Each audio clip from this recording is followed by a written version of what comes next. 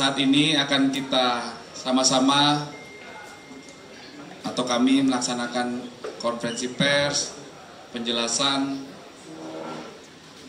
berkaitan dengan pengungkapan kasus penculikan dan atau perampasan kemerdekaan terhadap seseorang yang mengakibatkan korban meninggal dunia yang terjadi beberapa waktu yang lalu, yang dalam waktu yang sangat singkat berkat kesigapan tim gabungan yang telah dibentuk oleh Bapak Direskrim Jadi tim gabungan ini melibatkan 2 subdit. Yang pertama Subdit Jatanras dan kedua Subdit Resmob, Ditreskrim Polda Metro Jaya.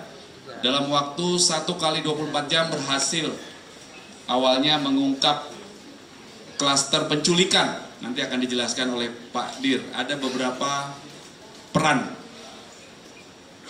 Kemudian setelah kasus ini dikembangkan, penyidik langsung melakukan komunikasi, koordinasi, kolaborasi, melakukan kerjasama, dan langsung direspon cepat oleh rekan-rekan kami dari jajaran Pomdam Jaya.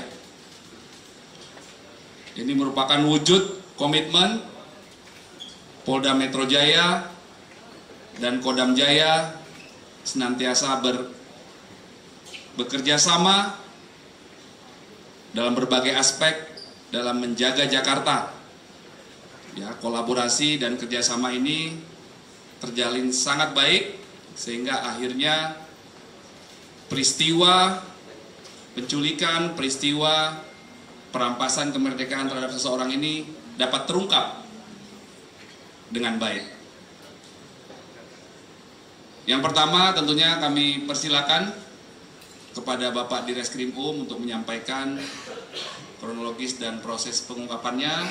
Setelah itu nanti kami berikan kesempatan juga kepada Bapak dan Pomdam Jaya untuk menyampaikan proses kerjasama dan hasil atau langkah-langkah yang telah dilakukan. Kami persilakan Pak Dir.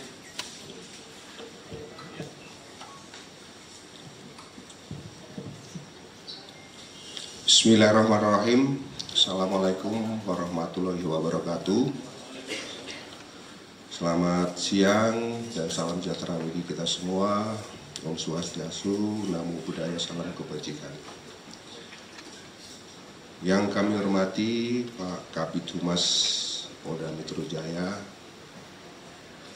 yang kami hormati Bapak dan Pomdam Jaya beserta tim penyidik dari Pomdam Jaya,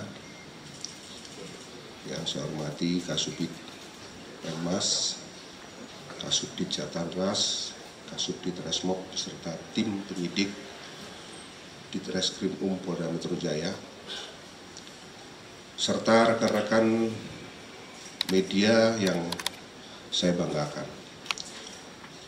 Pada kesempatan yang baik ini, izinkanlah kami dari Direktorat Reserse Kriminal Umum Polda Metro Jaya akan merilis tentang pengungkapan kasus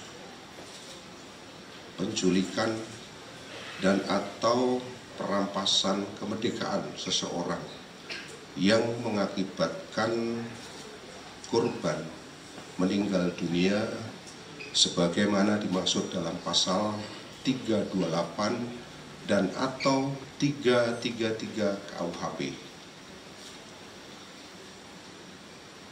Perlu kami sampaikan bahwa kasus ini berawal dari terjadinya kasus penculikan ataupun perampasan kemerdekaan terhadap seseorang yang mengakibatkan meninggal dunia, di mana kejadian tersebut berawal dari lokasi parkiran Lotemat Pasar Rebo di Jalan TB Simatupang, Kelurahan Susukan, Kecamatan Ciracas, Jakarta Timur. Bahwa peristiwa tersebut terjadi pada tanggal 20 Agustus 2025 sekira pukul 14.00. Yang selanjutnya kasus tersebut dilaporkan oleh pelapor di Polres Metro Jakarta Timur. Perlu kami sampaikan bahwa identitas daripada korban yaitu dengan inisial MIP yang merupakan karyawan sebuah BUMN yang menjabat sebagai Kepala Cabang Pembantu BRI di Cempaka Putih, Jakarta Pusat. Adapun motif daripada para pelaku melakukan perbuatannya yaitu para pelaku ataupun para tersangka berencana untuk melakukan pemindahan uang dari rekening dorman ke rekening penampungan yang telah dipersiapkan. Rekan-rekan sekalian, bahwa peristiwa ataupun kronologis daripada kejadian tersebut berawal dari sekitar bulan Juni tahun 2025, pelaku atas nama C alias K bertemu dengan saudara pelaku DH, di mana pada saat itu C alias K memiliki data rekening dorman di beberapa bank. Kemudian saudara C alias K memiliki rencana untuk memindahkan uang dari rekening dorman tersebut ke rekening penampungan yang telah dipersiapkan. Sehingga dalam rencana ini C alias Ken sudah menyiapkan tim IT. Namun untuk melaksanakan hal tersebut memerlukan persetujuan ataupun otoritas dari kepala bank. Sehingga pelaku atas nama C alias K mengajak DH untuk mencari kepala cabang ataupun cabang pembantu yang bisa diajak bekerja sama dalam rangka pemindahan uang tersebut dari rekening dorman ke rekening yang telah dipersiapkan ataupun rekening penampungan. Kemudian pada tanggal 30 Juli 2025, C alias K bersama dengan pelaku atas nama DH dan AAM melakukan pertemuan. Hal tersebut dikarenakan C alias K memiliki informasi terkait data rekening dorman yang ada di Bank BRI. Kemudian C alias K menyampaikan karena upaya-upaya sebelumnya untuk mendekati kepala cabang tidak pernah berhasil, maka pekerjaan pergeseran dana tersebut akan berhasil apabila dilakukan dengan dua opsi ataupun dua metode. Opsi pertama, melakukan pemaksaan dengan kekerasan dan ancaman kekerasan. Setelah itu, korban akan dilepaskan. Kemudian, dan di dalam komunikasi tersebut, mereka memutuskan untuk memilih opsi satu, yaitu melakukan pemaksaan dengan kekerasan ataupun ancaman kekerasan. Setelah itu, korban dilepaskan.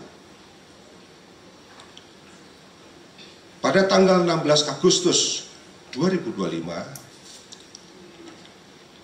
pelaku atas nama DH mengajak saudara JP,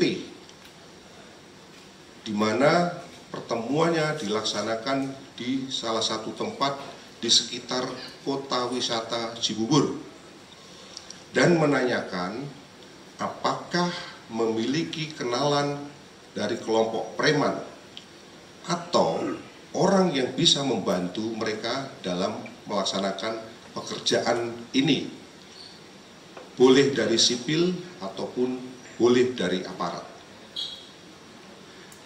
Selanjutnya, pada tanggal 17 Agustus 2025, sekitar pukul 09.00, pelaku atas nama JP menindaklanjuti permintaan saudara DH untuk mendatangi rumah saudara M.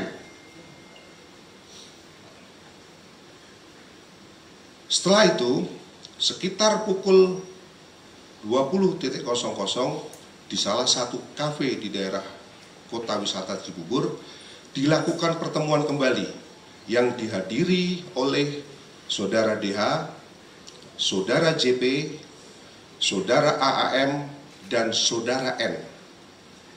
Jadi dalam pertemuan tersebut ada 4 orang yang hadir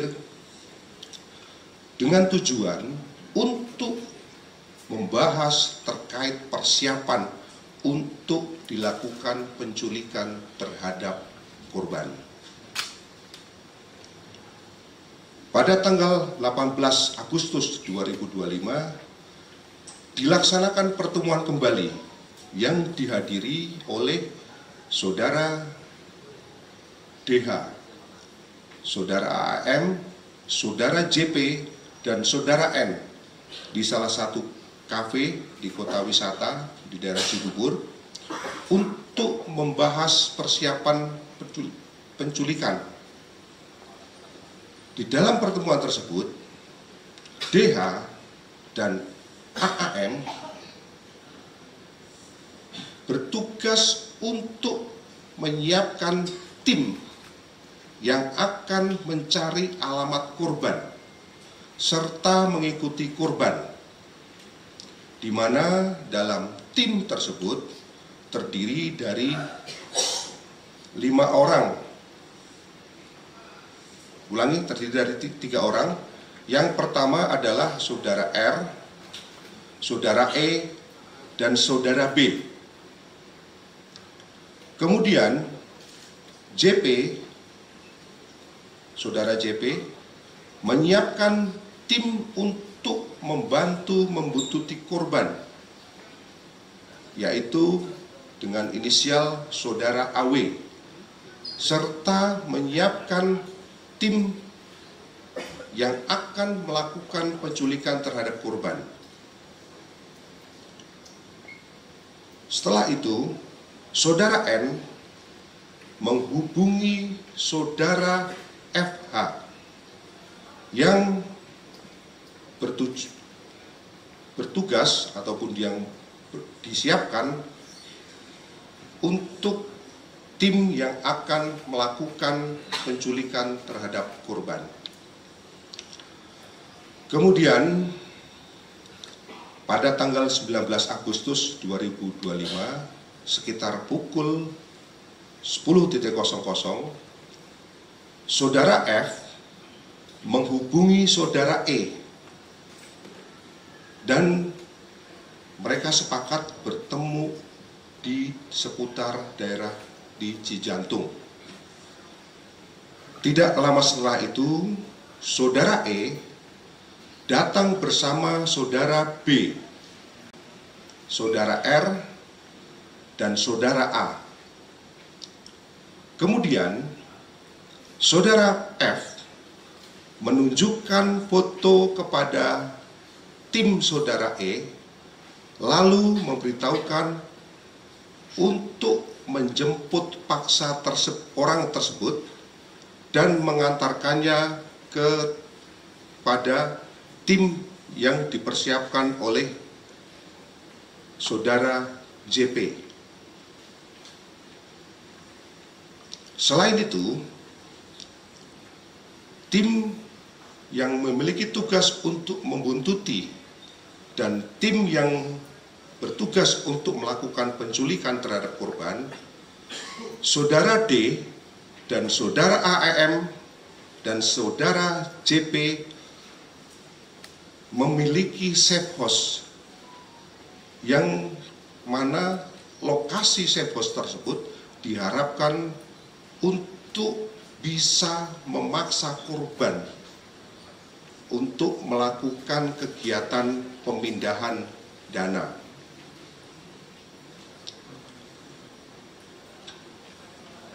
Rekan-rekan sekalian, selanjutnya pada tanggal 20 Agustus 2025, setelah dilakukan serangkaian kegiatan pembuntutan terhadap korban, kemudian pada saat sekitar pukul 15.30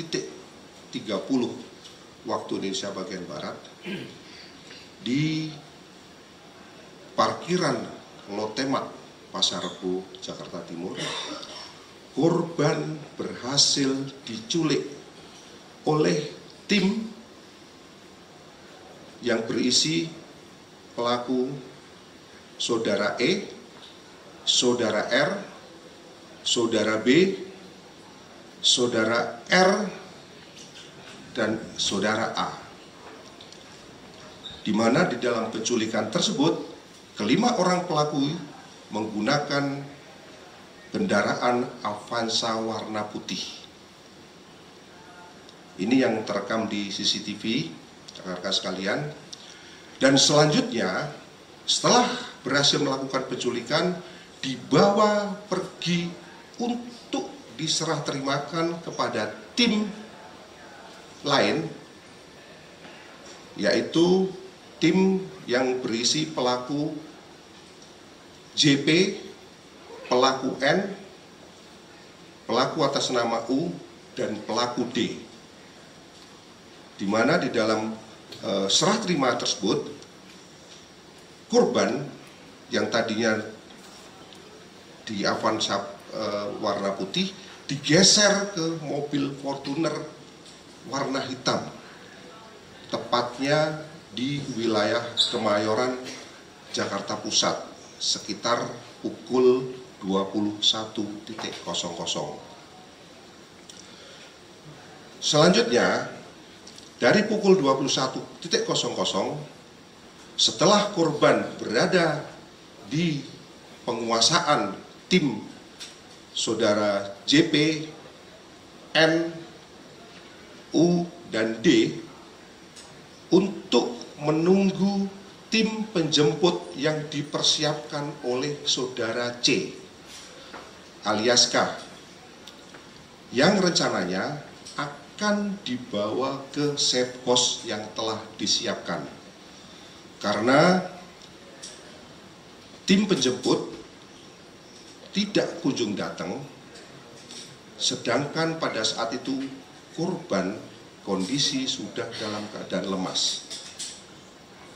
Akhirnya korban dibuang di daerah Serang Baru, Cikarang, dalam keadaan kondisi kaki maupun tangan masih terikat dan mulut dalam kondisi terlakban atau dilakban. Selanjutnya pada tanggal 21 Agustus 2025 sekitar pukul 05 nafas dan pembuluh nadi besar, ya, pembuluh nadi besar, sehingga menimbulkan ataupun menyebabkan mati lemas. Namun hasil tersebut masih belum final karena kami masih menunggu hasil pemeriksaan toksikologi.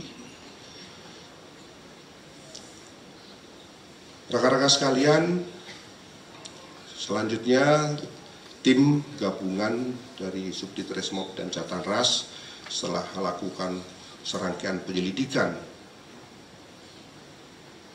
dan pendalaman dengan mengumpulkan keterangan saksi-saksi maupun alat bukti yang ada, alhamdulillah akhirnya kami berhasil mengamankan sebanyak 15 orang tersangka, di mana dari 15 tersangka tersebut kami membagikan menjadi 4 kategori clustering atau 4 kategori atau 4 klaster. Klaster yang pertama yang merupakan otak perencana pelaku penculikan. Ini terdiri daripada 4 orang. Adapun identitasnya adalah C alias K, di mana peran daripada C alias K ini adalah mengatur dan menghadiri pertemuan dengan pelaku DWI. Kemudian yang kedua, menyiapkan rencana dan menyiapkan tim IT untuk perpindahan uang dari rekening dorman ke rekening penampungan. Kemudian peran yang ketiga adalah mencari ataupun yang pelaku C ini memiliki informasi tentang rekening-rekening dorman yang ada di bank. Selanjutnya, pelaku yang kedua adalah pelaku DW. Pelaku DW ini perannya adalah yang pertama menghadiri pertemuan dengan saudara C alias K. Kemudian saudara, ulangi DH ya, bukan DW. Saudara DH menghubungi saudara JP untuk mencari tim penculik. Kemudian yang berikutnya menyiapkan tim yang bertugas untuk membuntuti korban. Kemudian yang berikutnya lagi, saudara DH yang merencanakan penculikan terhadap korban. Kemudian yang berikutnya lagi, memberikan uang sebesar 60 juta kepada JP untuk operasional daripada penculikan.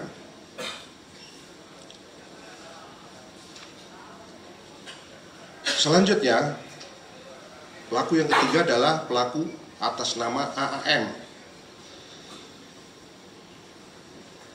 Ini berperan untuk menghadiri pertemuan bersama saudara C alias K dan saudara DWI. Ulangi, saudara DH. Kemudian AAM juga merencanakan penculikan terhadap korban dan menyiapkan tim yang bertugas untuk membungkuti korban. Selanjutnya, pelaku yang keempat adalah saudara JP bertugas mempersiapkan tim eksekutor bersama dengan saudara N. Kemudian saudara JP ini juga ikut membuang korban di Cikarang bersama saudara N. Kemudian yang ketiga berperan mengkoordinir dan mengawasi jalannya pembuntutan sampai dengan kegiatan daripada penculikan terhadap korban. Kemudian peran yang berikutnya adalah memberikan uang sebesar 150 juta kepada saudara N untuk operasional penculikan. Karena sekalian, itu adalah klaster daripada otak perencana penculikan terhadap korban. Kemudian klaster yang kedua ini merupakan klaster eksekutor penculikan terhadap korban, di mana di dalam klaster penculikan terhadap korban ini kami berhasil mengamankan sebanyak 5 orang tersangka.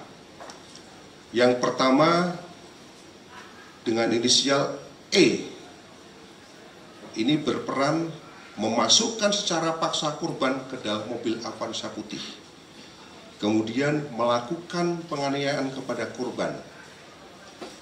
Yang berikutnya melilitkan lakban ke wajah korban, kemudian mengikat tangan korban dengan tali rafia. Dan pelaku E menerima uang sebesar 45 juta rupiah dari saudara FH untuk operasional penculikan, yang kemudian uang tersebut dibagikan kepada 4 rekannya yang lain, masing-masing dengan besaran 8 juta rupiah. Selanjutnya, pelaku yang kedua atas nama REH ini berperan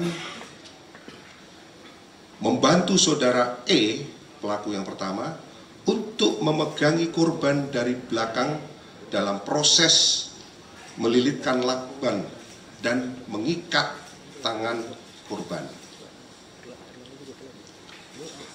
Selanjutnya, pelaku JRS ini berperan untuk membantu saudara E memegangi tangan korban dari kanan, ya, tangan bagian kanan, dalam proses melilitkan lakban dan mengikat tangan korban. Selanjutnya, pelaku atas nama AT ini berperan membantu saudara E untuk memasukkan korban secara paksa ke dalam mobil Avanza putih. Kemudian membantu saudara E memegangi korban dari kiri dalam proses ketika dilakukan lilit lakban dan pengikatan tangan korban.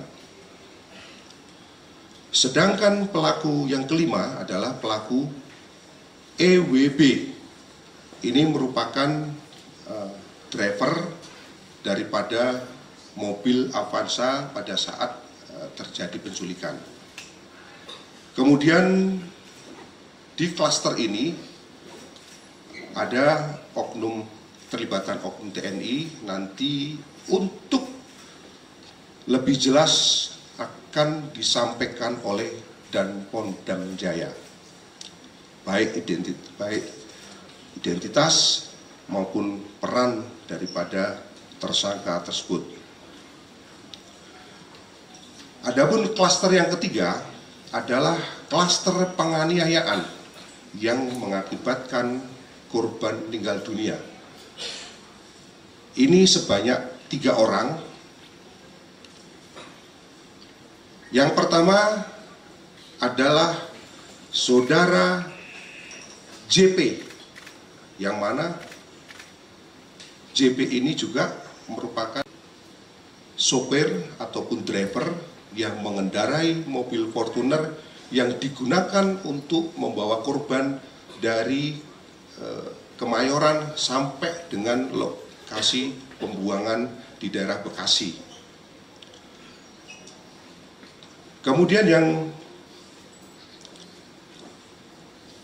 ketiga adalah saudara DSD.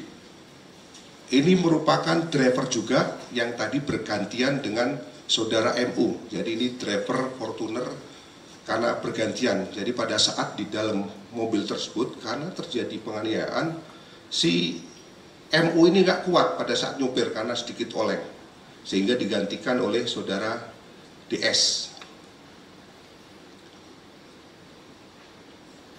Kemudian di dalam klaster ini terdapat satu tersangka yang merupakan oknum TNI nanti akan dijelaskan detail oleh Danpom Jaya. Kemudian yang klaster keempat, yaitu klaster surveillance ataupun orang yang bertugas membuntuti korban, ini berhasil kita tangkap sebanyak 4 orang. Yang pertama adalah saudara AW, kemudian yang kedua adalah saudara EWH, sedangkan yang ketiga adalah saudara RS, yang keempat adalah saudara RS. Rekan-rekan sekalian, dari kasus tersebut masih ada 1 orang yang belum tertangkap dan kami tetapkan sebagai DPO. Ini dengan inisial EG. Ini perannya adalah sebagai tim yang masuk dalam kategori klaster 4 yang dimana ikut membuntuti korban. Ini adalah DPO-nya, mungkin nanti silakan nanti bisa di zoom. Tersangka atas nama EG.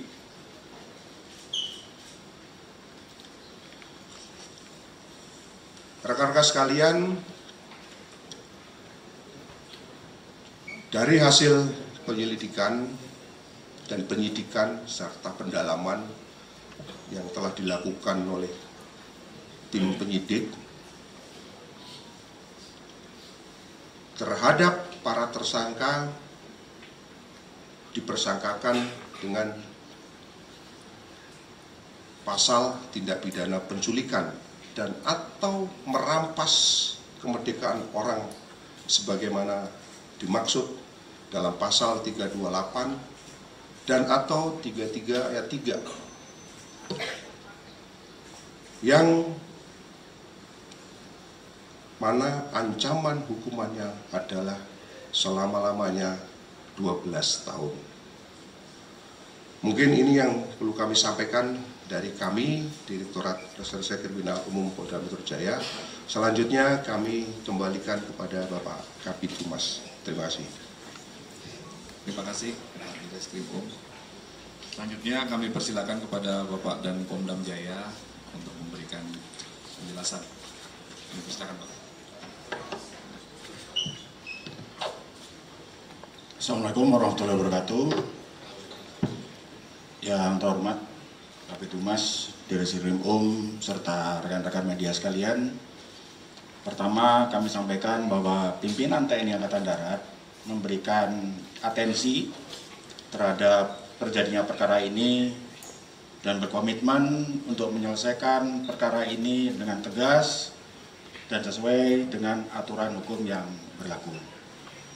Selanjutnya, yang kedua, kami izin menyampaikan kaitannya dengan kronologis kejadian sekaligus peran dari oknum TNI Angkatan Darat yang terlibat dalam perkara ini.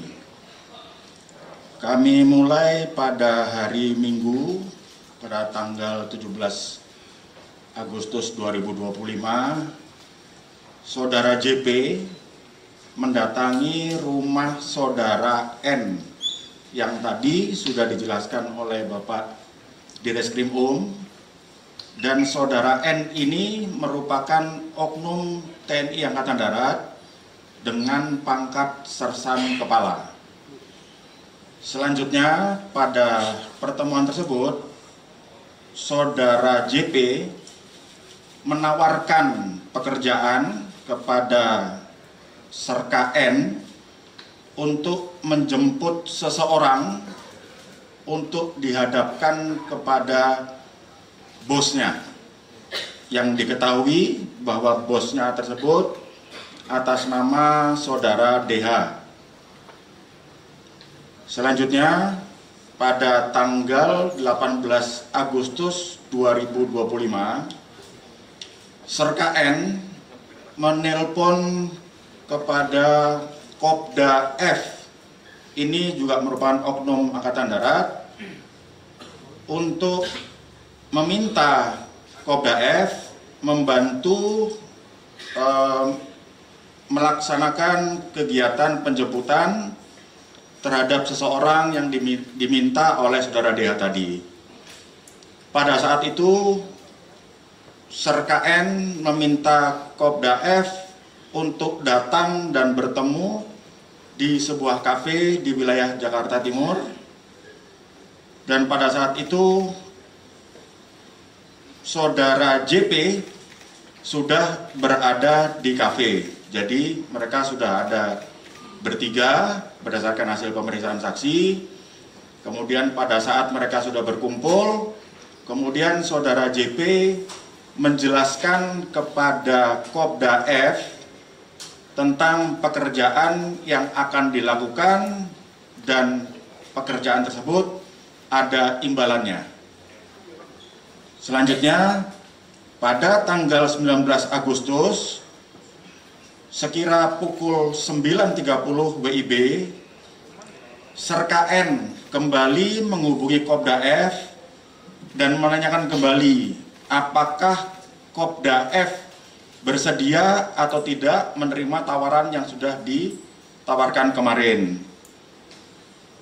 Selanjutnya, Kopda F bersedia menerima tawaran tersebut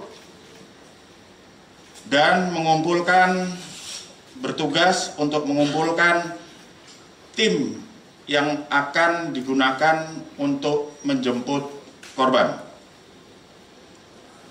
Pada saat pertemuan tersebut, Kopda F meminta uang operasional sejumlah 5 juta rupiah dan pada saat itu disanggupi oleh Serka-N dan uang tersebut dari pemberian saudara JP.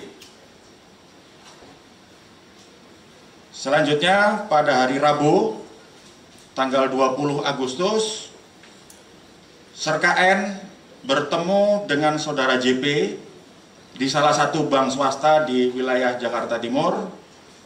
Saat itu saudara JP menyerahkan sejumlah uang tunai sebanyak 95 juta rupiah yang akan digunakan untuk kegiatan tersebut.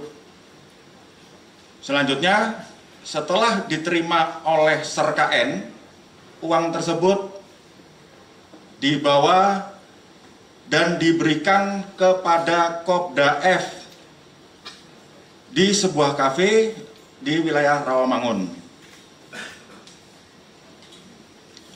Kemudian setelah Kopda F menerima uang, kemudian Kopda F menghubungi saudara EW untuk bertemu di sebuah kafe.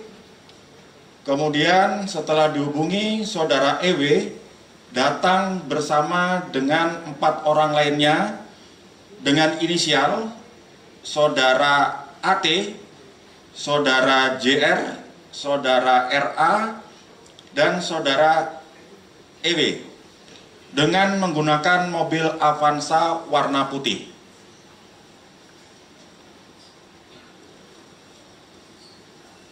Sekira pukul 13.45, saudara JP memberikan informasi kepada Kopda F bahwa korban berada di sebuah perbelanjaan di wilayah Pasar Rebo, Jakarta Timur.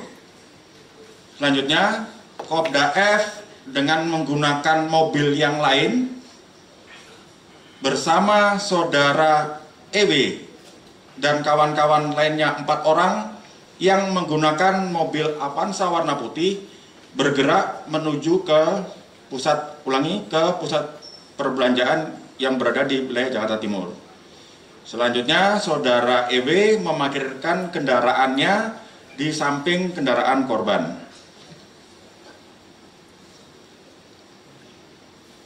Sekira pukul 16.30 saat korban datang, kemudian saudara EW dan saudara A langsung memenuhi korban dan memasukkan ke dalam mobil Avanza warna putih.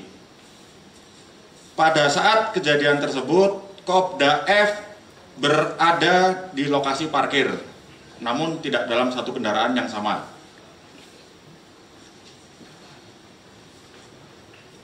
Selanjutnya, setelah korban berhasil dibawa, dalam perjalanan beberapa kali Kopda F menelpon saudara JP dan menanyakan mana tim yang akan menjemput. Namun, tim yang akan menjemput dan yang sudah dijanjikan kepada saudara JP itu tidak kunjung datang. Sehingga pada saat itu Kopda F sempat mengancam kepada saudara JP, apabila tidak ada tim yang menjemput, maka korban akan diturunkan. Kemudian saudara EW mengirimkan Sherlock kepada Kopda F dan meneruskan Sherlock tersebut kepada saudara JP, sehingga mereka bertemu di bawah flyover di daerah Kemayoran. Pada saat di bawah flyover Kemayoran, sekira pukul 19.45,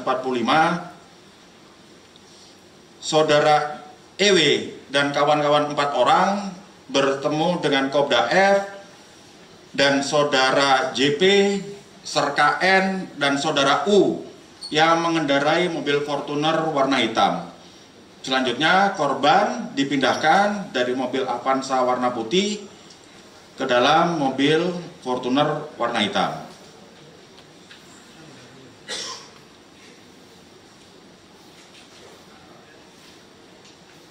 Saat berada di dalam mobil Fortuner warna hitam, di dalam mobil tersebut terdapat serka N, kemudian saudara JP, dan saudara U.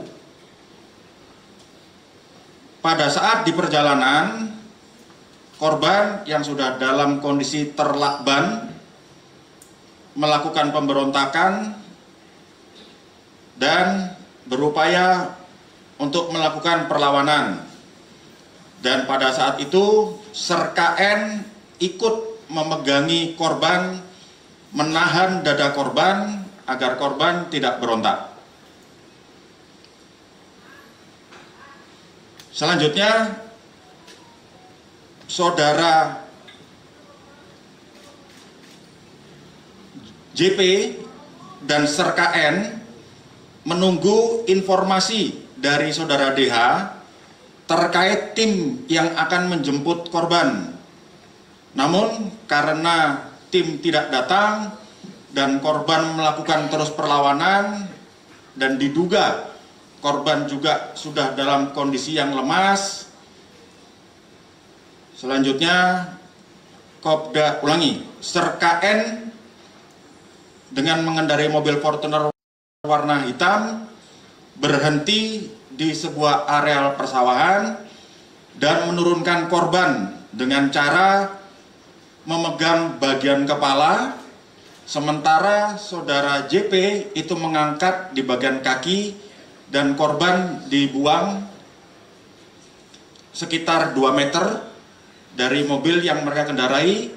Dan setelah korban diletakkan di tempat tersebut, selanjutnya serka N, saudara JP, dan saudara D pergi meninggalkan lokasi tersebut.